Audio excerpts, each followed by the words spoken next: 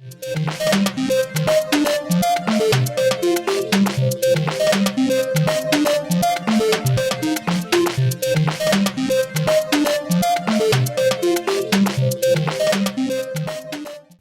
guys, it's Tim Rayberg again with Super Secret Bonus Level with another episode of Fixed on Retro.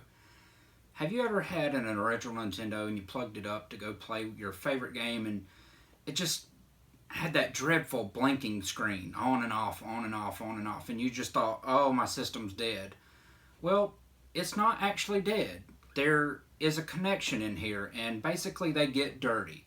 Today, that's what I'm going to show you how to do today. I'm actually going to show you how to take that out and swap it with a brand new one. So stay tuned. First off, you want to purchase the replacement, which is the 72-pin connector for the NES, and you can actually purchase these from us at Super Secret Bonus Level. So just contact us and we'll sell you one for $9.99.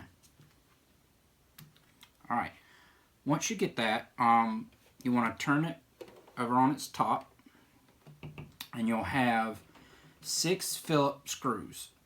1, 2, 3, 4, 5, and 6.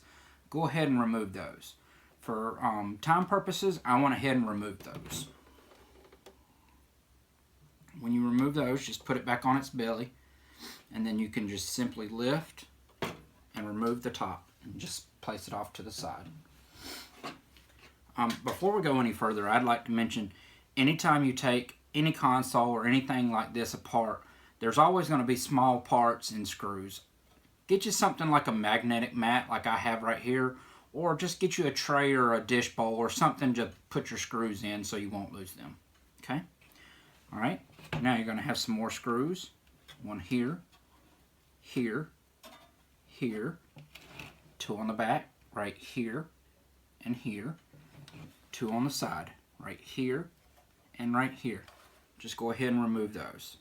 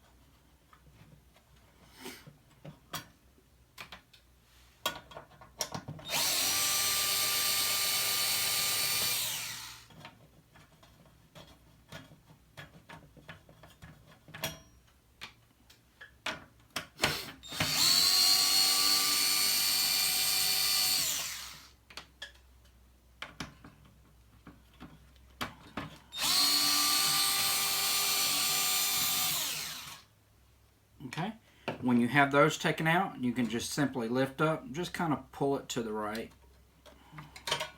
and it'll come right off. Just lay that to the side as well. Okay, when you get here, you'll have 2 screws in the front on either side, and you'll have 4 screws in the back. Noting that the top ones are silver. These are a little bit longer than the gold ones, so note the position of the silver screws and make sure you put them back in the right place when you go to take it apart.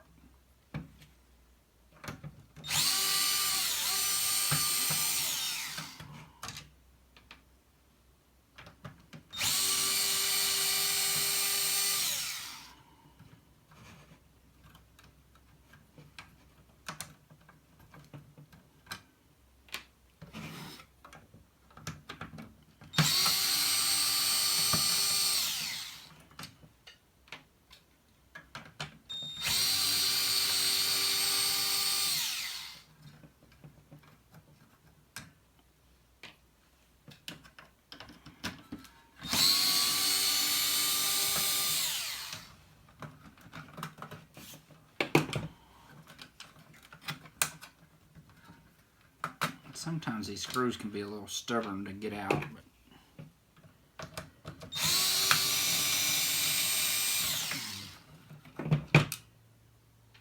Okay, when you have all those taken out, just simply kind of lift up on the front of this tray and just simply slide forward, and it'll come out. Okay, you can put that to the side. When you have that removed, you're going to have 2 more screws. You're going to have one right here and one right here. Go ahead and remove those.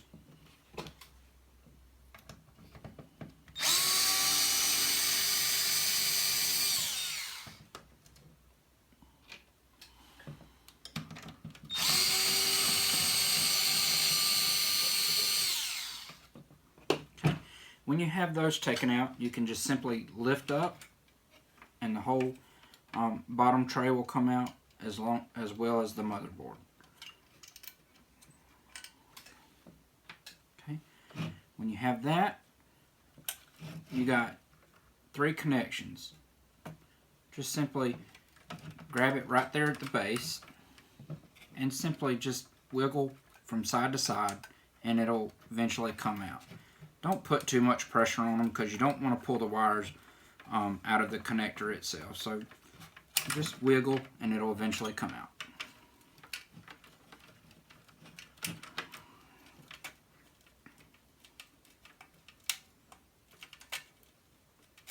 Okay.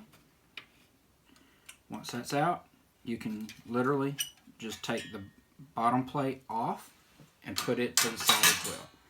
Once you have that, there's your 72 pin connector. That's what we're replacing today. So you just simply pull it off. You put that old one to the side. Now, when you have that, I'm going to move that to the side. When you have that off, now you got just the motherboard. What I like to do before I put the new 72 pin connector on it, I like taking a microfiber cloth, and as you can see, I've done this plenty of times, so it's pretty dirty. But I take the cloth and I put a little cleaner on it. And what I do is actually scrub these metal pins where your connector was just sitting on top of. So just rub it, kind of be gentle with it, just kind of clean it a little bit.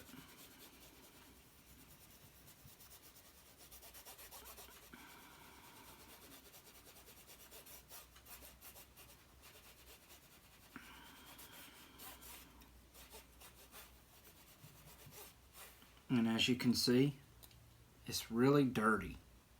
And that's what causes this to happen. Get a little bit more cleaner. And now we'll do the other side. When you have that much dirt and grime on these connectors and on these pins, that's what causes it not to be able to read the games, because there's just so much gunk and it cannot make a good connection. And over a period of time, it just develops this crud and this dirt. So every so often, when you get a chance, not necessarily replace your pin connector all the time, but every so often, just take it apart and give it a good cleaning. See? Very dirty. Now, once I clean it, I always like taking just a dry side without any. Just kind of wiping any excess cleaner off.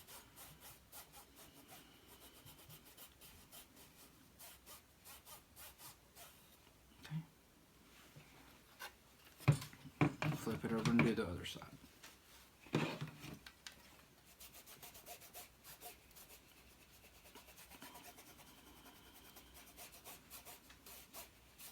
Okay. Now that we got that clean, set this to the side. We'll take this out.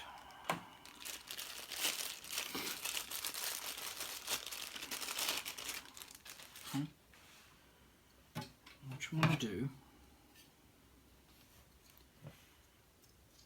if you look at the, let me put this down. If you look at the connector, you can see that there's a longer part and there's a shorter part that sticks out. You want to put the smaller end on the actual board, and the longer end is what actually fits the game. So make sure you always put the smaller end on the motherboard. So you line up the pins and you simply just push it on. And it's going to be a little tight because it's a brand new 72 pin connector, so it's going to be a little tight. So just firmly push it on, making sure it's good and tight. Okay? Once you got that back on, then you can get the bottom shielding back. Line everything back up. And it just simply sits in. Okay? Once you have that, what we're going to go ahead and do before we put it back in the console is get your disc tray. What I do is I generally kind of hold this right here. Once I get it like this, kind of pull up a little bit and just wiggle the tray until it fits all the way back on. Once you got that back on, you can bring your console back. And you want to hook your connectors back. The smaller controller port 1 is going to hook into the front. Just push it in until you hear that snap. Controller port 2 will hook right here in the side.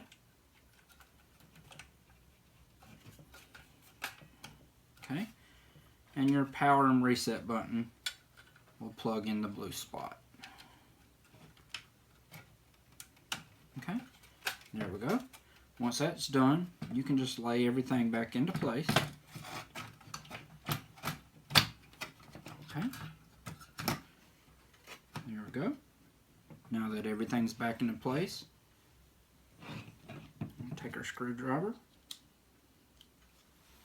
I always like to put in the silver screws in first so I don't forget. And remember, where I said you make a note, you want to put them in the first slot right here on both sides.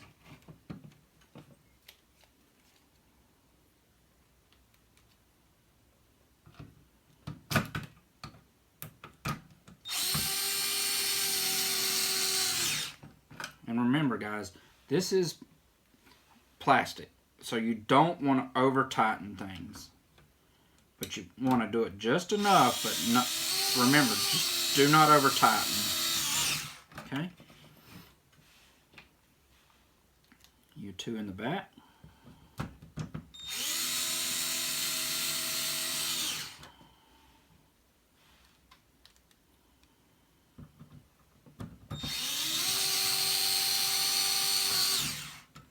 Okay, and you're two in your front. Now, I'm going to make a suggestion to you guys. When you put these two back in the front, you really don't want to tighten these tight. And here's the being. You want to leave them a little loose. Not so loose that the disc tray can wobble from side to side, but you do want to leave them a little loose, and here's the reason why. If you tighten them all the way down, it puts a lot of pressure on this disc tray, which can cause it to not want to lock in. You want it to lock. And sometimes if you put so much pressure on it, not only will the disc tray not lock, but your game won't make a good connection in the 72 pin connector. So when you put these two screws in, just make sure you don't screw them in all the way. Just enough to where it makes a good connection to the board.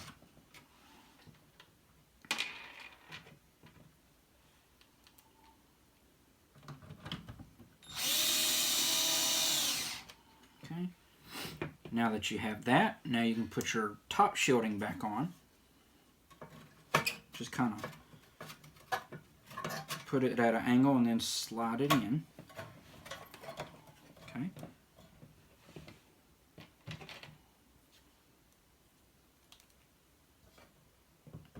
And you can screw it back down.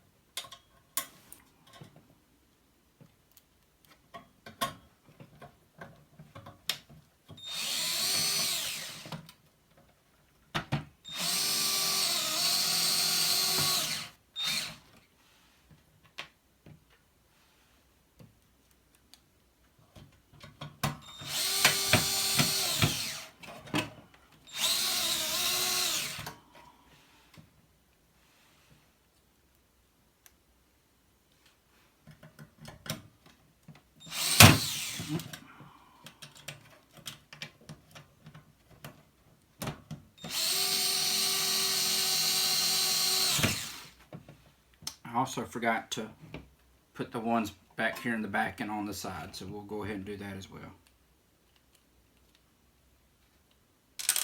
Well, drop that one.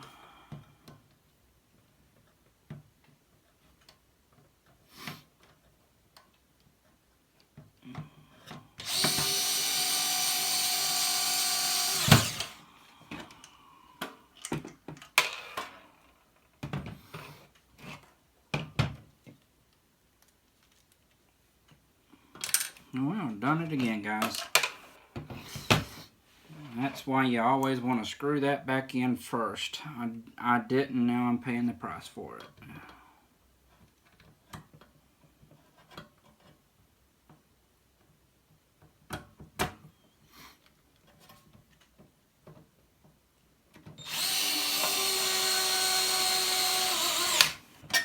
Okay, now I got that all screwed down. You can take your top, place your top back on, then you can turn it over on its top and you put your 6 screws back in on that.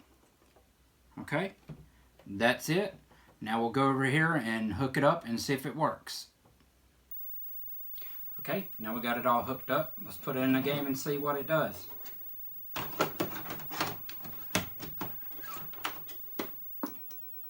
There you go. Works good as new. Thanks again for watching. This has been another episode of Fixed On Retro. I'm Tim Rayberg with Super Secret Bonus Level.